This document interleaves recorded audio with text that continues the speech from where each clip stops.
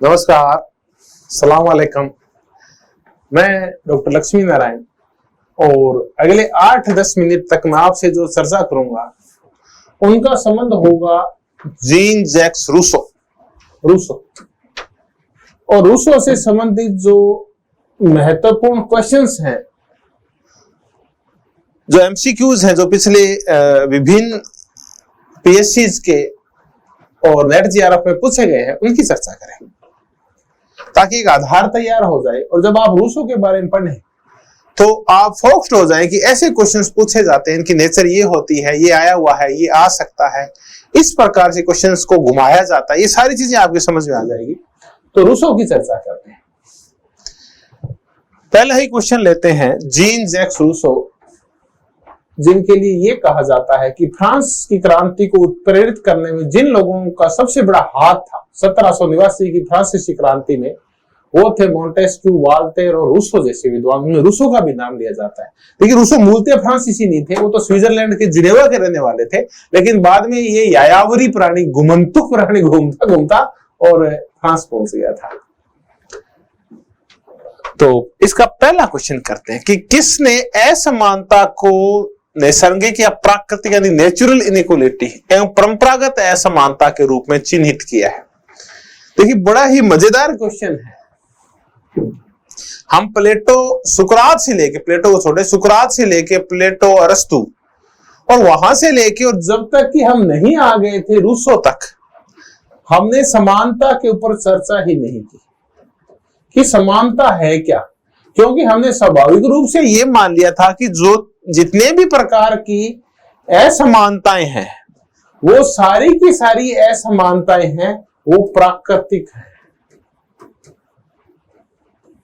महिला और पुरुष की असमानता, अगड़े और पिछड़े की असमानता, श्वेत और अश्वेत की असमानता, हिंदू मुस्लिम सिख ईसाई की असमानता, दिव्यांग और स्वस्थ व्यक्ति की असमानता, सामंत और किसान की असमानता, बुर्जुआ और सर्वहारा की असमानता, अमीर और गरीब की असमानताएं, ये सारी की सारी असमानताओं को हम प्राकृतिक या गॉड गिफ्टेड माने हुए थे, स्वाभाविक माने हुए थे।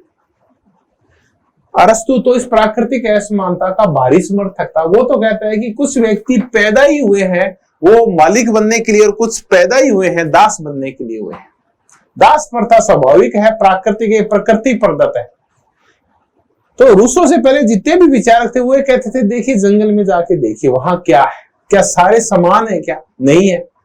एक शेर है, एक गिद्दड़ है, एक खरगोश है, एक चूहा है, एक छिपकली है। देखिए कहां उनमें शक्ति में समानता। लेकिन देखिए मानवीय समाज है। रूसो भी कहता है, भी मैं भी मानता हूं कि समानता नहीं लाई जा सकती, लेकिन असमानताओं को दूर किया जा सकता है। कि असमानताएं दो प्रकार की होती है, एक होती है प्राकृतिक और दूसरी होती है ट्रेडिशनल यानी परंपरागत, जो परंपराओं के द्वारा, परंपराओं की देन होती है। देखिए इस देश में, अपने भारत में जो लैंगिक भेद है वो प्राकृतिक है। लैंगिक भेद या लिंग भेद कह लीजिए। लिंग भेद का तात्पर्य एक पुरुष पुरुष है वो ही है और एक महिला महिला है क्योंकि उसके यौन अंग अलग है, सी है वो। तो ये तो है स्वाभाविक, ईश्वर प्रदत्त है कि एक को पुरुष बनाया है ईश्वर ने और एक को महिला बनाया है। लेकिन महिला और पुरुष के मध्य जो जेंडर गैप आया है, जो उनकी भूमिकाओं में अंतर आया है कि पुरुष है वो बाहरी दुनिया को नियंत्रित करेगा, वो जितने भी संपत्ति उसका मालिक होगा और वो राजा के तुल्य होगा। स्त्री है वो घरेलू कार्यों में व्यस्त रहेगी, चूल्हे चौके तक उसको सीमित कर दिया गया, वो दासी के तुल्य होगी। तो ये जो इनके कार्यों में जो भेद किया गया है, इनके जो स्टेटस में, इनकी पहचान में जो भेद किया गया है, ये भेद है, ये परंपराओं और समाज की देन है। देखिए कोई श्वेत है, अश्वेत है, तो रंग तो प्रकृति की देन है, लेकिन श्वेत का श्रेष्ठ होना और अश्वेत का निम्न होना ये कहां का है? ये ईश्वर ने नहीं किया, क्योंकि दोनों ही श्रेष्ठ हो सकते हैं। रंग अलग अलग हो सकता है किसी का, जातियां अलग हो सकती है, धर्म हो सकती है, लेकिन धर्म के और जातियों के अकॉर्डिंग श्रेष्ठता कहां से आ गई कि एक जाति श्रेष्ठ हो जाएगी, दूसरी जाति उसी गांव में रहती हुई श्रेष्ठ नहीं होगी।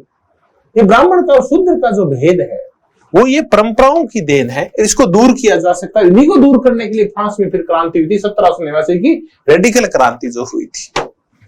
तो ये जो भेद पहली बार किया और असमानता को दो प्रकार का बताया और ये भी कहा कि इसको दूर किया जा सकता है, ऐसा महान विचारक था जे रूसो, जीन जैक्स रूसो। किसने discourse on the moral effect of the arts and science के शीर्षक से शोध पत्र लिखा? देखिए पहला ही लेख था ये, और ये लेख लिखा था जीन जैक्स रूसो ने एकेडमी ऑफ डिजाइन के लिए, और ये पुरस्कृत हुआ था, बड़ा भारी पुरस्कार मिला था रूसो को। और इसमें रूसो इतिहास की व्याख्या करता है, और इस इतिहास की व्याख्या करते करते ये बताता है कि जैसे जैसे तर्क बढ़ता है, विज्ञान आता है, कलाएं आती है, संपत्ति आती है, प्रोस्पेरिटी आती है, धन आता है, वैसे वैसे ही व्यक्ति है वो अच्छा नहीं होता, बल्कि उसका नैतिक चित्र और ज्यादा बुरा हो जाता है, क्योंकि तार्किक और विवेकशील व्यक्ति है वो स्वयं के स्वार्थ के बारे में ज्यादा सक्रिय हो जाता है, और उसमें जो उदात्त भाव होते हैं पर सेवा के, उनसे वो दूर हो जाता है। तो तर्क के प्रति विद्रोह किया गया है इस लेख के अंदर, तर्क के प्रति विद्रोह, रिवोल्ट अगेंस्ट रीजन। और ये लेख है जीन जैक्स रूसो का। और इस लेख के बाद रूसो ने एक और लेख लिखा इसी एकेडमी ऑफ डिजाइन के लिए, ओरिजिन ऑफ इनइक्वालिटी, जिसकी हम थोड़ी देर पहले चर्चा कर रहे थे इस पहले पर्सन में। वो उनका एक लेख है ओरिजिन ऑफ इनइक्वालिटी, उसको उन्होंने फाड़ के फेंक दिया, क्योंकि रूसो के जो विचार थे वो बड़े क्रांतिकारी थे, और जो संस्था थी जो इनको डिसाइड कर रही थी इस लेख को, वो बड़ी प्रतिक्रियावादी थी। इसलिए रूसो का लेख अच्छा होने के बावजूद उनका दूसरा लेख, दूसरा डिस्कोर्स वो पुरस्कृत नहीं हो पाया। ये रूसो का पहला लेख था। तो रूसो की जब पुस्तकें करते हैं उनका सीरीज भी याद रखें आप कि इनका पहला लेख ये है, दूसरा ओरिजिन ऑफ इनइक्वालिटी था, असमानता का उदय था। तो ये रूसो का लेख है, बहुत ही महत्वपूर्ण है, जो इतिहास की व्याख्या करता है। कौन सा ऐसा विचारक है जिसे स्वतंत्रता को एक सामूहिक उद्यम, कलेक्टिव एंटरप्राइजेस, कि स्वतंत्रता है क्या, कि स्वतंत्रता एक सहकारी और सामूहिक उद्यम है, यानी एक ऐसा उद्यम है, एक ऐसा प्रयास है जो आप आपस में मिलके इसको पैदा कर सकते हैं। स्वतंत्रता कोई व्यक्तिगत उपभोग करने वाली चीज नहीं है, बल्कि स्वतंत्रता का तात्पर्य है सामान्य इच्छा के आदेशों का पालन करना। स्वतंत्रता वही है जो आप सबने मिलकर डिसाइड किया, उसका पालन करना ही स्वतंत्रता है। तो ये कहना है जीन जैक्स रूसो का कि सामूहिक उद्यम है, कोई व्यक्तिगत वो चीज नहीं है जो स्वतंत्रता है। निम्नलिखित भारतीय विचारकों में से किसने रूसो की सामान्य इच्छा, जनरल विल का उत्साह के साथ समर्थन किया है? वो है महात्मा गांधी। देखिए महात्मा गांधी का रूसो की सामान्य इच्छा के साथ क्या संबंध है? एक प्रोफेसर मेहता है, उनकी पुस्तक से क्वेश्चन उठा हुआ है। महात्मा गांधी व्यक्तिवाद की बजाय समूहवाद में, सामूहिकतावाद में, समुदायवाद में विश्वास किया करते थे कि एक सद्गुणी मानव, एक अच्छा मनुष्य वो होता है जो सबकी इच्छाओं को सम्मान देता है, स्व इच्छा की बजाय परहित के बारे में जो विचार करता है। और रूसो की सामान्य इच्छा भी परहित के ऊपर आधारित है। तो महात्मा गांधी जब ये कहते हैं कि एक व्यक्ति का कल्याण पूरे समाज के कल्याण से बंधा हुआ है, तो ये सामूहिकतावाद है, समुदायवाद है, सामाजिक सहयोग है, सामुदायिक सहयोग है, जो जनरल विल में प्रकट होता है। तो महात्मा गांधी है। निम्नलिखित में से कौन सा विचारक यह मानता है कि प्रत्येक सुसंगत राजनीतिक सिद्धांत का एक ही सर्वोच्च मूल्य है और यह मूल्य है समानता? देखिए बहुत ही महत्वपूर्ण ये लाइन है कि जितने भी राजनीतिक सिद्धांत है उनमें सबसे बड़ा मूल्य कौन सा है? समानता है।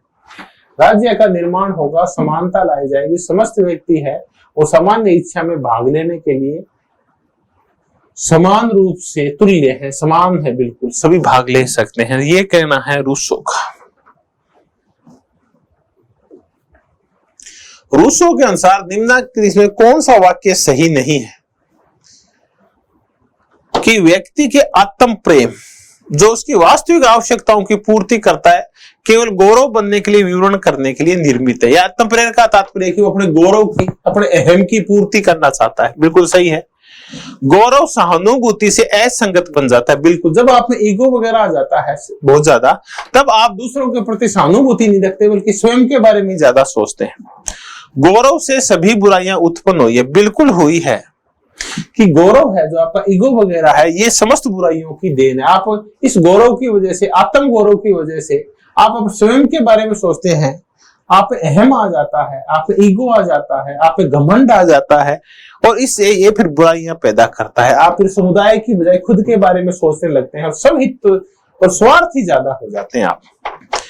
चौथा है, गौरव तर्क को उत्प्रेरित नहीं करता है। देखिए, गौरव तर्क को उत्प्रेरित करता है। गौरव जैसे आप में अहम आएगा, गौरव आएगा, ईगो आएगा, आप क्या करेंगे, उस ईगो के सेटिस्फिकेशन के लिए खुद के समर्थन में तर्क करेंगे, विवेकशीलता आएगी आप में। आप ये सोचेंगे मैं क्यों करूं दूसरों के लिए, मेरा फायदा काय में, मेरा हित काय में है, आप तर्क करने लगते हैं। तो ये जो पहली पुस्तक है इनकी, discourse on the moral effect of arts and science, उसमें यही कुछ दिया हुआ है। तो इसी गौरव से तर्क पैदा होता है। ये तर्क मनुष्य को बुरा बनाता है। मनुष्य तर्क करता है तो हर चीज को तोलता है, मेरे लिए क्या अच्छा है क्या बुरा है, तो वो खुद के पक्ष में ही तोलता है सारी चीजों को, और वो व्यक्ति बहुत ज्यादा स्वार्थी हो जाता है। तो इसका उत्तर है ये डी है। सूचियां मिलानी है कि एमाइली में क्या है। ये पुस्तकें हैं रूसो की। एमाइली देखिए शिक्षा के ऊपर लिखी गई है, इसमें शिक्षा के विचार है।